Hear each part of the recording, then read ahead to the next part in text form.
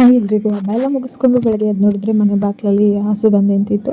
ಅದಕ್ಕೆ ಏನಾದರೂ ಕೊಡೋಣ ಅಂತ ಹೇಳಿ ಬಾಳೆಹಣ್ಣು ಮನೆಯವರು ಕೊಡ್ತಾ ಇದ್ದಾರೆ. ಇವ್ರಿಗೆ ತುಂಬ ಭಯ ನೋಡಿ, ಎಷ್ಟು ದೂರದಿಂದ ನಿಂತ್ಕೊಂಡು ಸಣ್ಣ ಮಾಡ್ಕೊತಾ ಇದ್ದಾರೆ.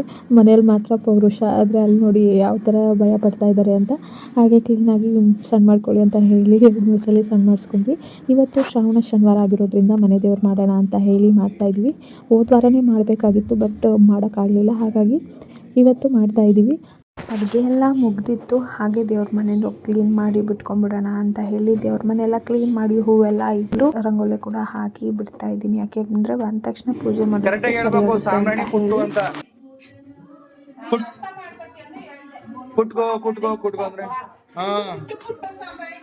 ನೀನ್ ಕೊಟ್ಟೋಲ್ಲಿ ಇಟ್ಟ ಸರಿ ಜೋರಾಗೆ ಸರಿ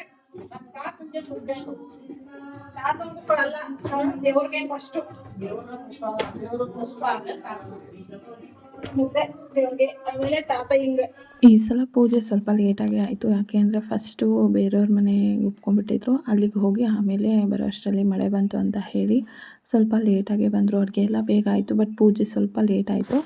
ಆಮೇಲೆ ನಾನು ಎಲ್ರಿಗೂ ನಾಮ ಹಾಕಿ ನನ್ನ ಗಂಡನಿಗೂ ಕೊನೆಗೂ ನಾಮ ಹಾಕ್ಬಿಟ್ಟೆ. ಆಮೇಲೆ ಪೂಜೆ ಸ್ಟಾರ್ಟ್ ಆಯಿತು. ಪೂಜೆ ಲೇಟಾದರೂ ಚೆನ್ನಾಗೇ ಆಯಿತು. ನಾವು ಊಟ ಎಲ್ಲ ಮುಗಿಸಿ ಮಲ್ಕೊಳ್ಳೋ ತನಕ ಸ್ವಲ್ಪ ಲೇಟ್ ಆಯಿತು. ಈ ಮಳೆಯಿಂದ ಎಲ್ಲ ಕೆಲಸನೂ ಸ್ವಲ್ಪ ನಿಧಾನ ಆಗ್ತಿದೆ, ಆದರೂ ಪರವಾಗಿಲ್ಲ ಅಂತ ಹೇಳಿ ದೇವರು ಯಾವ ಟೈಮಿಗೆ ನಮ್ಮ ಮನೆಗೆ ಬಂದು ಪೂಜೆ ಆಗಬೇಕು ಆ ಟೈಮ್ಗೆ ಆಗೋದು ಅಂತ ಹೇಳಿ ವೆಯ್ಟ್ ಮಾಡಿ ಪೂಜೆ ಎಲ್ಲ ಮುಗಿಸ್ಕೊಂಡ್ವಿ. ಶ್ರಾವಣ ಮಾಸದಲ್ಲಿ ನಾವು 4 ವಾರದಲ್ಲಿ ಯಾವಾಗಲಾದರೂ ನಮ್ಮ ಮನೆ ದೇವರು ನಮ್ಮ ಮನೆಗೆ ಲೇಟಾಗಿ ಬಂದದಲ್ಲ ಸರಿಯಾ ಅಪ್ಪಣೆ ಇಷ್ಟು ಮಟ್ಟ ಕೊಟ್ಟಿರ್ಲಿಲ್ಲ. ಕೆಂಡ ಮಾಡ್ತಿದ್ದಾರೆ ನಮ್ಮ ಅಕ್ಕ. ಸುಡುತ್ತೆ. ದೇವ್ರಿಗೋಸ್ಕರ ಇಷ್ಟು ಕಷ್ಟ ಪಡ್ತಿದ್ದಾರೆ. ಒಂದು ಲೈಕ್ ಕೊಡಿ, ಕಮೆಂಟ್ ಮಾಡಿ.